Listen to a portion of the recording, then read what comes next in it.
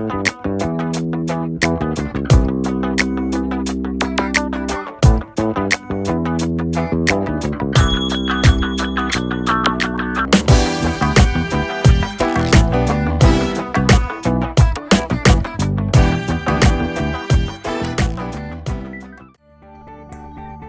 2016, after my full Ironman, I was like, I saw this Ultraman. I was like, oh, there's something called Ultraman. And I didn't know about that until like October 2016. And I saw it's like, man, people must be crazy doing this. Like, Ironman kind of like, kicked my ass. And then now it's like Ultraman. No, why would somebody do that? Manmadh Rebba is going to be an official Ultraman finisher with 10:33 on the clock. Tremendous job to those guys there. Absolutely awesome. You're stuck as prisoner. You're a prisoner to yourself because your mind told you to stay in certain way, and you have to break that prison and get to the mainland. How do you get to that? That's Manmadh Rebba, and I'm your host, Santosh Shiva. Welcome to another episode of RunYogi Diaries. Every week, I get to talk to some awesome people who are redefining what's possible for us as human beings. Make sure to subscribe to the channel, leave your comments, and share these stories. Manmadh's story is like what we get to see in movies.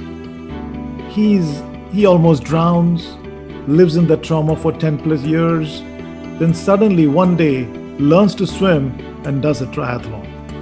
Oh wait, that's the beginning. He then qualifies and completes the Ultraman World Championship. Amazing, isn't it?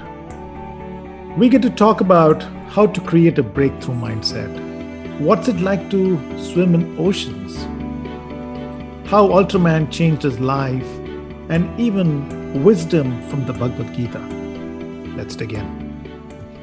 Manmadh, welcome to RunYogi Diaries. Thank you, Santosh. I'm really happy that I'm in your show, and I'm very glad about that. Let's first start off with having you introduce yourself, and then we'll dig in. Yeah, I'm any other person like you or anybody. I came from India back in 2004 to pursue my master's in construction management at Clemson University, and then pursued my master's and then got into a job in Vegas. In 2015, I got into triathlon seriously.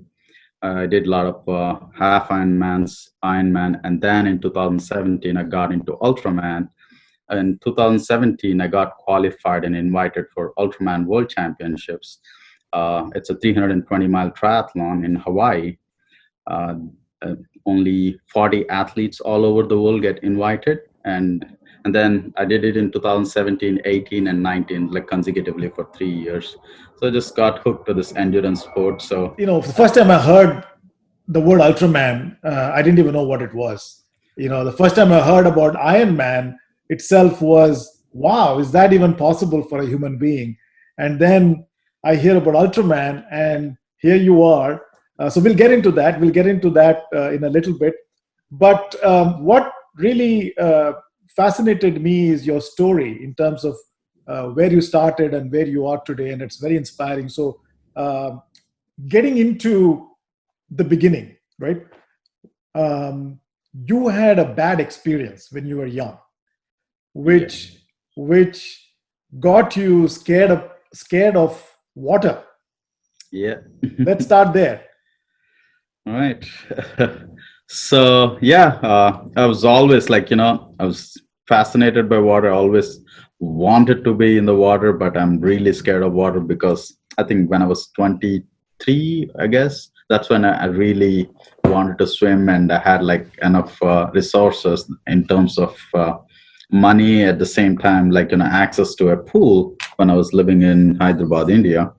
And I was like, okay, let me try this. And I took up this classes, and I went to the pool every day. And on the third or fourth day, my coach wasn't there, swim coach. So I just said like, okay, I think everybody's jumping in and swimming to the other end, the diving thing. So I thought like, yeah, I learned a little bit, so I can do it. My coach wasn't there, and there were a bunch of like couple of few of them were like me, like trying to learn. They jumped and then like they went to the other end. So I was like, yeah, I can do it. I did it for the first time. Second time I jumped in. The thing is, like, you have to start kicking your feet. That's what I was trained. Like, you kick your feet certain way and then like move your hand certain way, then you'll propel forward. So when I jumped like really deep, and I forgot to start kicking. So I couldn't get into the horizontal plane. So I started panicking. I started drowning, and everybody thought I was joking. And I started drinking water, and nobody knew how to swim. One guy, like, finally, like, he took some courage, and then like he came close. I was about to hold him. He escaped and left. And later, like, one guy just started like pushing me from back and pushing me. By the time I drank a lot of water, and then I got to the wall and they pulled me out. And I kind of like, it's a kind of traumatizing. I felt sick for a week or more, and that stayed. I was like, no, I'm not getting into water. And I never dared to get into water after that. Great. But And so fast forward, right? So that happened. You lived with this trauma for a long time, and um, and then one fine day, your friend asked you to do a triathlon. yes. So what happened? And you said yes. What prompted you to say yes? Here is the thing. What happened, I joined this company to do this under ocean tunnel in 2013. And in 2012, I joined. And in 2013, there was a small 5K run, Mercedes-Benz Miami 5K run. So I did that in May for the first time, my first 5K. And I felt pretty good about it. Like, it took me like 44 minutes to do a 5K. But still, like, at least you broke that ceiling that earlier I thought like I can't run a 5K, but I did. So even though it's like a run walk. And after that, since I did that, and one of my colleagues, he signed up along with other few colleagues signed up for this triathlon, and he came to my office, and I was like, yeah, it's pretty good. Like, I love my colleagues, and he was like, yeah, buddy, we have signed up for this triathlon. And I was like, what is this? And he explained me what it involves. Like, you have to swim, bike, and run. And it's like, it sounded badass. And I was like, oh, I want to get into some kind of adventure sport like that, but I don't know how to swim. And he said, like, they were planning to go swimming every day during lunchtime. We have a 1 hour lunch break, and there was a swimming pool. Right, we were on one island. So on the other island, we had a swimming pool, like a community pool. Not a community pool, but we knew people from there. It's a port of Miami pool. So we just like, okay, I'm not going to lose anything. I said like, yeah, I'll jump in, and I jumped in, and he taught me the basics of swimming, like how you breathe, and like how you tilt and stuff, like the basic mechanics of swimming every day, like for a week. And he gave me this website called Total Immersion. So I used to watch that, and then it's all like putting together like bunch of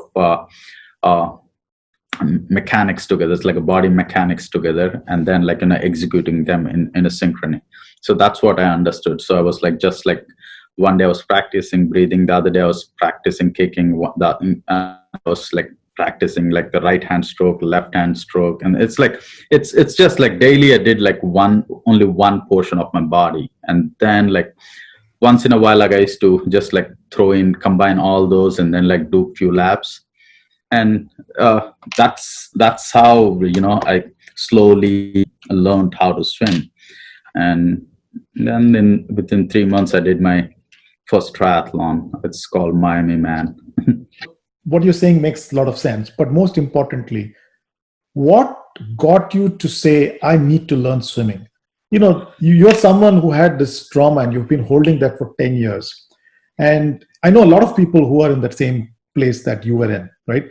But you broke through that wall. Yeah. And so my question is, what was that source of that? What made you say, I want to break through this wall? Was it like you were just tired of being scared of water? What is it? I mean, what is going on behind in your mind? It's so being an immigrant, you're in a hostage situation with your visa, and the employer can do anything. You don't have much of freedom, and your life is like you're passing and over a period, and you as an immigrant, like you're stuck for, I don't know, like indefinitely, and that takes you down. That puts a lot of toll on you. The second is like, you have a lot of personal challenges, like in your relationships and everything. Everyone goes through that, and you don't know where to go. So this is like the immigration wise, there's personal challenges, and then you have emotional challenges, like you it's like you have like your corporate office, like they want certain output. So I was working 60 hours a week, and it's like these three things like put a lot of toll on you, and then you sit back and get like really, what do you call, philosophical. It's like, what am I doing with your life? This was a perfect analogy for me. It's like I drowned, pretty much died, and now I'm in the same situation. How do I come out of this? I mean, like, okay, let me see, can I do this triathlon? Can I do it? If I can do it, it's great. If I can't do it, I'll at least know why I can't do it.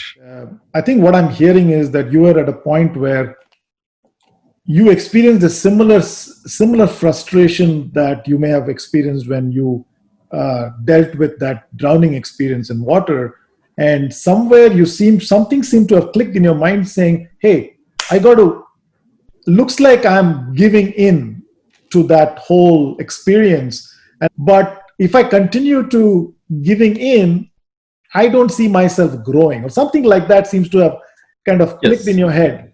And you said, yeah, I'm going to try it. What do I lose? If it clicks, great. And then rest is history. And we're going to talk about that. But I wanted to spend some time on that moment, because this is the oft repeated story. Especially a lot of us, I think, from the South Asian background, we don't learn swimming when we are young. Most of us in our generation have been busy with just studying and academics, not much time out there. It's very different from my kids learned swimming when they were like 2 years and 3 years old, right? But when we were growing up, we were not going into water. And then something bad happens, and for the rest of your life, water is out of bounds. So very, very important point, because you seem to have broken through that. And I'm saying anyone in that situation can break through that. And that's the message. That's the message. Now, fast forward, right? You are an Ultraman. And who would have thought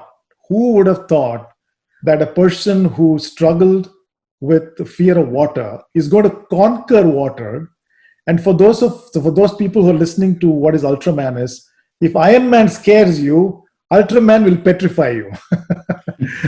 Iron Man is what? 140 miles of bicycling, 26.2 miles of running, and what, 2.5 miles of swimming, if I recollect. Yes. And Ultraman is the next frontier. So let's hear from you. What is Ultraman? And let's go into that. Yeah, Ultraman is like a pretty awesome race, actually. I mean, it's one of a kind. It made me who I am today. When I say that, you look at, like, there are multiple phases to Ultraman. One, the most like rational way of, like, people can understand is the distances. You have to swim 6.2 miles in Pacific Ocean in Hawaii. Wow. It's a point-to-point race. So you start at one point, 6.2 miles swim, and you'll have like all kinds of currents. You'll have jellyfish. You have currents like which would like move you in any direction, and your swells will make you puke while you're swimming. And that's the distance. And as soon as you finish 6.2, you have to bike 90 miles with 8,000 feet of elevation gain on day one. So and day two, you swim you bike 171 miles. And it's like, it's from volcanoes to Hawaii, which it's 170 miles. This happens on Big Island in Hawaii. I can show you the map, like it'll give you an idea. And after the bike on third day, you run like 52.4 miles back to the start line. I have a t-shirt. I don't have the map, but I can show you what happens. So, okay, can you see? Yes, yes. So what you're seeing is this is the start point. You swim 6.2 miles here, and then this is the whole big island, and from here you bike to volcanoes. That is 90 miles with 8,000 feet elevation, and from here you bike like all around all the way till here. That is in Hawi. That is 171 miles, and from here you run back to the start point, which is 52.1 miles. uh, these are all lava fields. Like you will have pretty much like say 90 plus degrees, and the heat is radiating from the ground from lava flow. So it's pretty Wow. brutal run, and you'll have a lot of side winds and headwinds.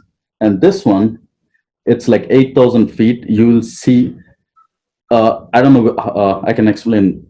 Uh, Big Island has 11 climate zones, and the entire world has 13 climate zones. So during the race, you'll go through 6 climate zones. Wow. So your body has to adapt to different climate zones during the entire race, and then like complete every day within 12 hours.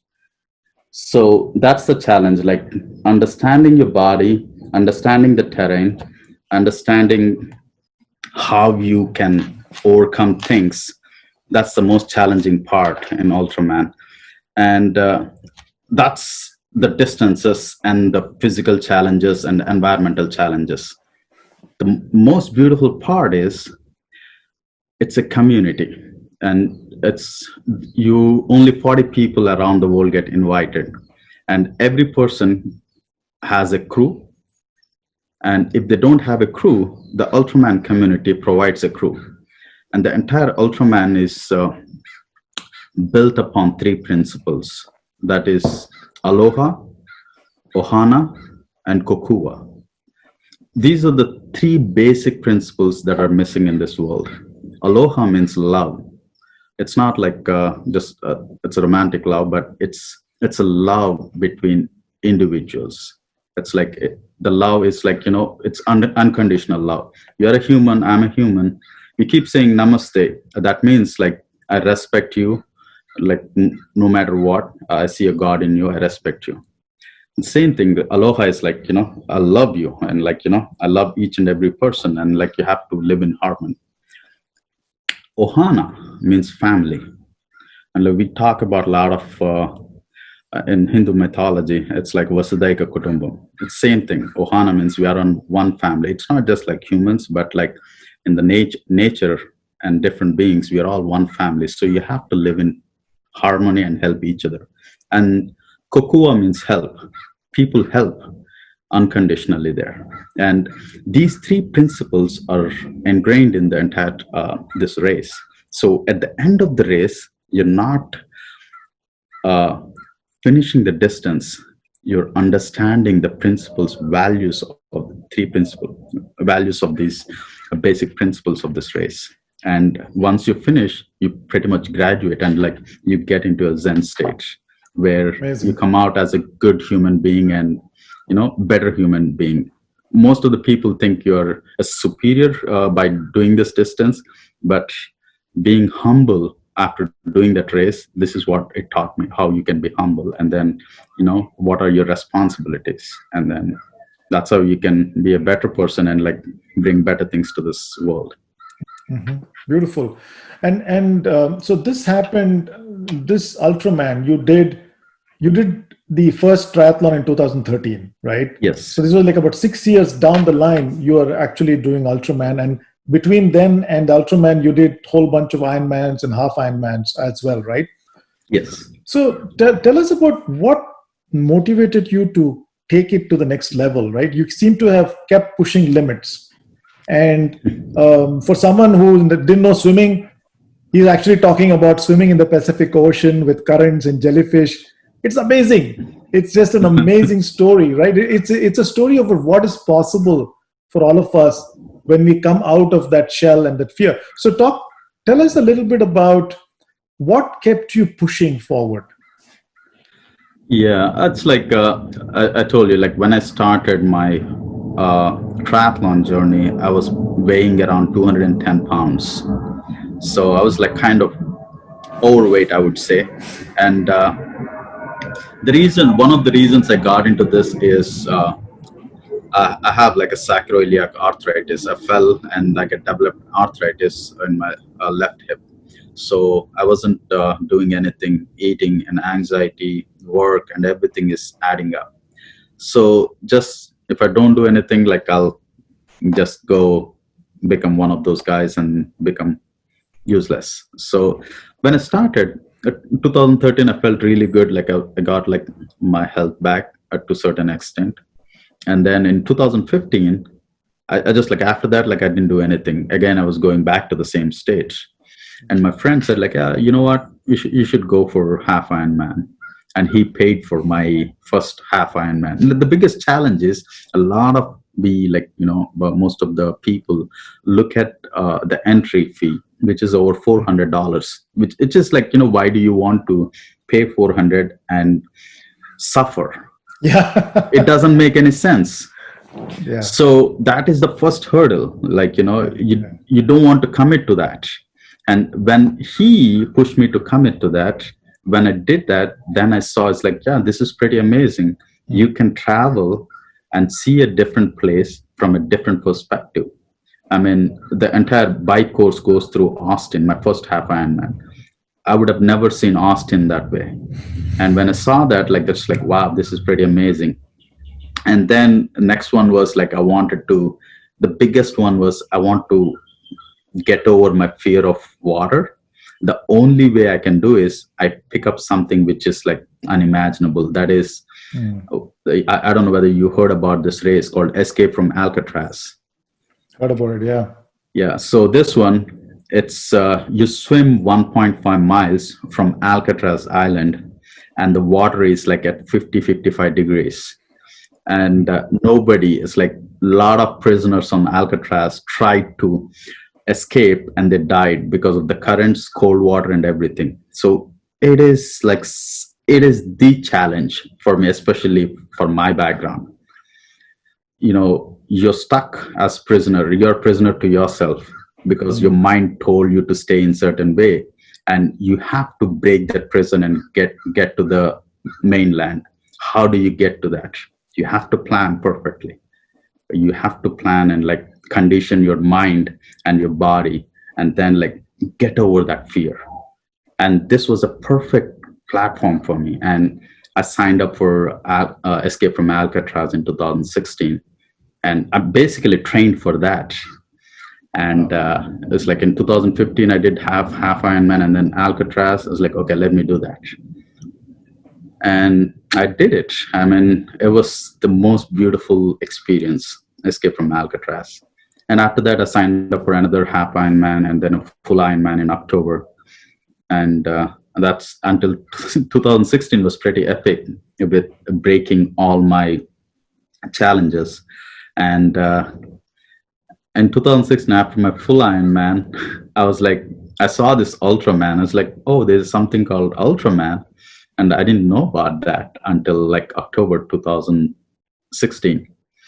And I saw it's like, man, people must be crazy doing this. Like, Iron Man kind of like, kicked my ass. And then now it's like Ultraman. No, why would somebody do that? And 3-4 days later, like you have this, I don't know, you call it Iron Man blues or anything. Like you'll have the zeal to just like see what's beyond that. And when I saw, it's like, okay, what's the worst that can happen? Ultraman. My registration fee, my effort will go waste. But at least I gave an attempt. Worst thing is like, I will not do it. So I said like, okay. And the registration was closed. Luckily, when I approached and I put forward my credentials of finishing an Ironman and like doing these races, how I did these races, And there was one guy, unfortunately, I think he got into an accident and he had to withdraw from Ultraman, Florida. So I got a spot, but I had only 3 months to train for Ultraman, Florida. So, anyways, like, I was like, okay, I'll give it a try. And that's when I didn't have this bike. It's like I didn't have a triathlon bike. I was like biking with a road bike. Riding 260 miles on the road bike, it's not a good idea, especially for me with my arthritis. So, luckily, I got into an accident. My car got hit, and they gave me insurance money. I got my bike. Everything fell in like perfect place, and then I was ready for Ultraman, Florida. And the biggest thing is like always like I'm fascinated by water, and I love water because it heals you pretty well. I mean, in the ocean, like a lot of people just put their feet and then like go. But when you go into at least like say a couple of 100 yards into the ocean, the swells and everything, I don't know what you have, those ions and everything, that takes away stress from you, and then you come back, you'll be like a new person every time, and that's kind of addicting. So I did like one good race. Like every year I do this. It's called La Jolla Rough Water Swim, like a 10-mile relay swim. Every year I was like doing like a 1 mile. First year I did in 2015, I did 1 mile. 16 I did 2 miles. 17 I did like say 6 miles. 18 I did 10 miles. And then like I'm just like doing like a full 10-mile swims. Wow. So it's a pretty yeah. Yeah, I have a question. Now, Yeah. the question I have is regarding your training to swim in oceans, right? And or open water swimming from a regular pool swimming. What is your recommendation? What are the tips that you can give for people who want to transition to open water swimming? Definitely. Rule number one, never go swimming alone. Another thing, rule number two, if you're scared of open water swimming, make sure you have a wall to fall back to. How can you build that wall? Is you can have a buoy attached. You can buy buoys, like floating buoy, like it's a bell. When you swim, when you're tired, you can hold on to it, so that you're not stressing other person, like to rescue you. And third is for you to start, don't go long distance. Just make sure you are like swimming, like say 100 meters from the shore, so that like you swim parallel, just off the surf break, just pass that, and then parallelly. And that would really give you, I mean, you're not in those like crashing waves, but you are in those swells. It gives you good comfort. And if you are in swimming in Pacific Ocean, definitely the water is really cold, so comparatively cold, and you'll have to wear a wetsuit. And one big thing advantage about wetsuit is it'll give you buoyancy. Even if you want to sink, you will not sink. So that's a big advantage. So and having a buoy, if you're not like going with wetsuit, that would give you some kind of relief from anxiety. And open water, like the biggest challenge, a lot of people are scared of sharks. And that I had this fear of sharks, like especially when I was doing Alcatraz. I don't know whether it works. Like they have like a lot of products in the market called shark bans and everything. They deter sharks and stuff like that. I don't know. It's not true. Yeah, it's just a marketing thing. But at least like if you have those kind of things, it helps your mind that like that's one of your rescue thing. And you have a buoy, and you have like a swim buddy in the open water. And if you go swimming with a group, and that's the best thing. If you are in West Coast, just hit me up. I have like an amazing open water swimming group in the entire Southern California region. It's called One with the Ocean. that's where I actually went and like got rid of my fear, anxiety, because those guys like go every Saturday with a big group. So you're in the ocean with a big group, and like you're basically training as if like somebody's punching you because they're around you. And when you are with a group, the chances of sharks or any of these animals, sea animals, are low. Even if there's so many eyes looking out for you. So it's good. And the best part is you'll see a lot of dolphins. And the best thing to swim in the ocean is you will not have another dolphin captivated for showing to other people, so they can swim in the ocean. So you can watch them, like a lot of sea creatures are there. It's quite beautiful. Once you get into the ocean, start swimming, I mean, you'll not pay for SeaWorld or any other places to see this captured the sea life. So Awesome. yeah. Terrific. And no, that those are very, very valuable tips about swimming, and great thoughts on the whole idea of swimming in the ocean. It's a realm that is not even there for, I would say, majority of human population, right? It's very beautifully articulated. And I also saw that you are a USAT coach now, right? Yes. So is that something you chose to qualify for, or what does it entail to become a coach, and what do you do? Do you offer coaching now for people? Yeah, yeah. Actually, like when I first did my first Ultraman, that's when I took this USAT, USA Triathlon coaching certification classes and workshops. I went through all of that so that I have better understanding, or like a scientific understanding of like handling triathlon. So that actually gave me some base, because until Ultraman Florida, I was self-coaching myself. I didn't have any coach. And once I qualified for Ultraman Worlds, I had like amazing people, like mentors and coaches who helped me. I had a Serbian coach, Bojan Maric, for 2017. And then for 18 and 19, I had Kurt Madden, and I had like a really great mentor, Artist Bo. She has been my crew and everyone.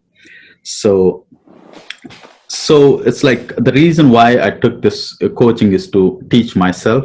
And now I understand the value of having a coach. And it guides people to take not the best path, but like avoids them from taking the wrong path. And I'm coaching quite a few now. And I don't like, I'm not making it really commercial. It's very personal for me when I'm coaching. So I interview the athletes who want to get into endurance coaching, endurance sport. And if their approach matches mine, then it's like, it's more rewarding for both of us.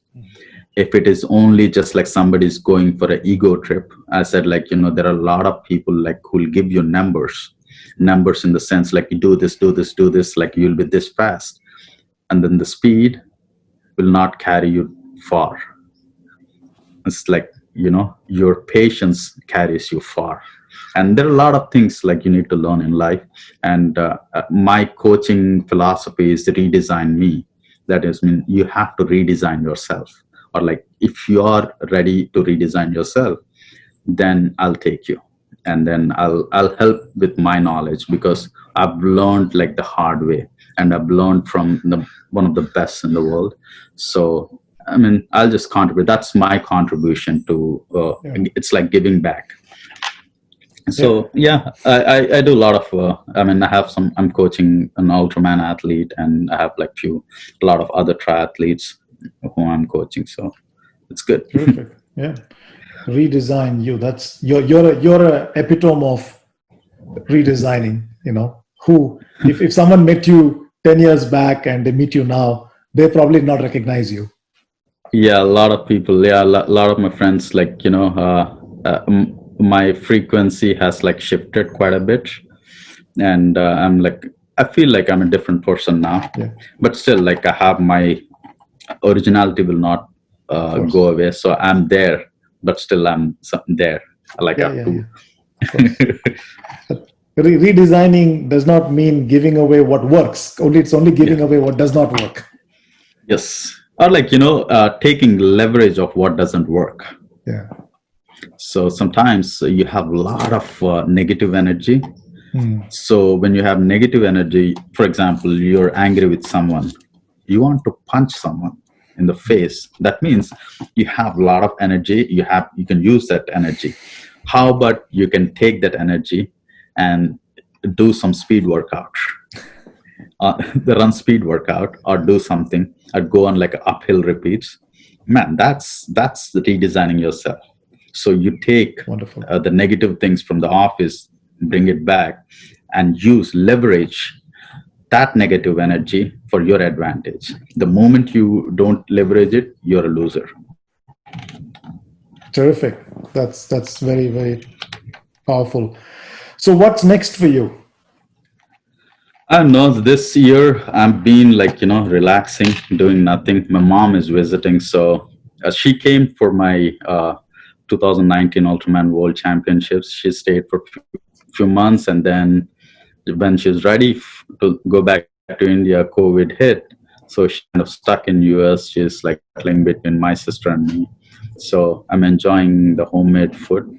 I am not thinking about any races. I had like bunch of races this year, and everything got cancelled. I had like a couple of bad water races, and the 100 miler, and this one called Barkley Fall Classic. So that got cancelled, and I had like a Ironman distance race in Germany.